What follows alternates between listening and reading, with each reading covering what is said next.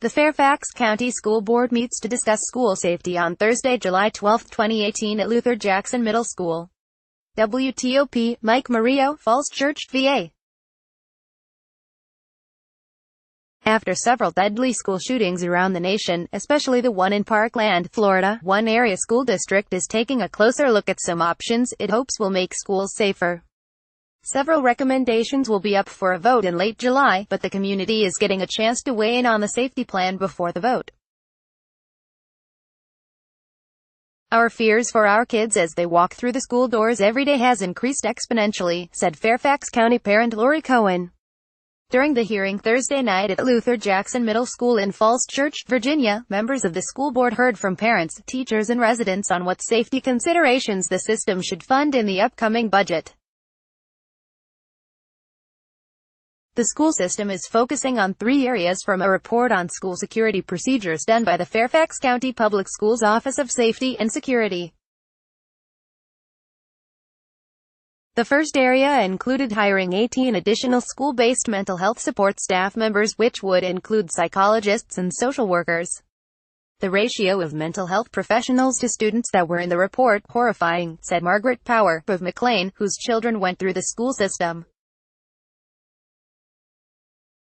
Every high school in the county has full-time psychologists and social workers on staff, and the additional hires would go towards staffing all middle schools and some elementary schools, according to the school system.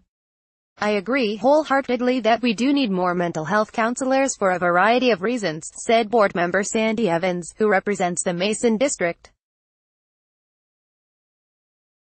Another recommendation the board intends to vote on is whether or not all classroom doors should be locked at all times and if funding should be made available to replace all outdated dual-key door locks. In today's world, a door to a school should never be unlocked, said elementary school teacher Chloe Yazdani.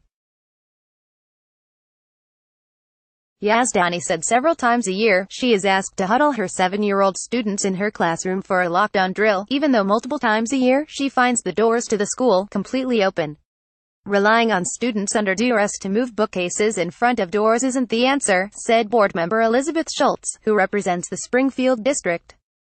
Also up for a vote by the board on July 26 is whether to fund the hiring of additional staff members who will focus on the safety training of students and teachers, which include drills and tabletop exercises of emergency scenarios. Roy Hayes volunteers as a basketball coach at an area school, but his full-time job, he said, is designing security systems for the government. He recommended that with the training, staff should be taught what gunfire sounds like inside a building. Many people believe that they know what a gunshot sounds like, but they won't, not indoors, Hayes said. During an earlier hearing on the report, the board decided against adding metal detectors to schools and plans to further discuss in the future the addition of school resource officers and other security personnel to more schools. Even though it's not up for a vote, several speakers spoke out against adding more officers to campuses. I'd rather have another teacher than a police officer in our schools, said resident Andy Twigg. Another idea that the school system plans to discuss is whether or not, like high schools, elementary and middle school should have interior cameras. Ahead of the July 26 vote, another public hearing will be held on July 17 at 6 p.m. at the Jackson Middle School Auditorium in Falls Church. Like WTOP on Facebook and follow at Top on Twitter to engage in conversation about this article and others. Copyright 2018 WTOP. All rights reserved. This website is not intended for users located within the European Economic Area.